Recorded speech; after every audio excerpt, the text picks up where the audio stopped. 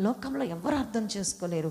కనీసం నన్ను ప్రేమించే నా భర్తకు కూడా నా వేదన అర్థం కావట్లేదు. నాకైతే ఒక కొడుకు కావాలి. ఆ పట్టుదలతో ప్రార్థన చేస్తాను ప్రభువా. నీ ప్రార్థనాత్మతో నన్ను ఆ పట్టుదలని నేను సాధించబోతున్నా. అందుకే కన్నీరు మున్నీరుగా తేల్చుకుంటాను ప్రభా. ఈరోజు రాత్రి నేను నీ సన్నిధిలోకి వచ్చేసా, నీ చెంతకు వచ్చేసా, నీ సన్నిధిలో ప్రార్థిస్తున్నా. నీ అభిషేకం కుమరించబడాలి. ఏం వర్షం రావాలనంటే గర్భఫల వర్షం, ఆత్మాభిషేకం. చప్పట్లు కొట్టి దేవుని గణపరద్దాం. Praise lord.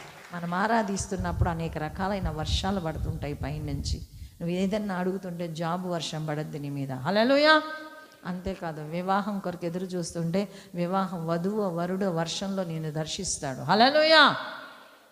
అంతేకాదు, నువ్వు ఎన్నిసార్లు మరి చాలాసార్లు మనము స్టడీస్ కొరకు అడుగుతూ ఉంటావు. జ్ఞానం అనే వర్షం మనకు పైనుంచి కుమ్మరించబడుతుంది.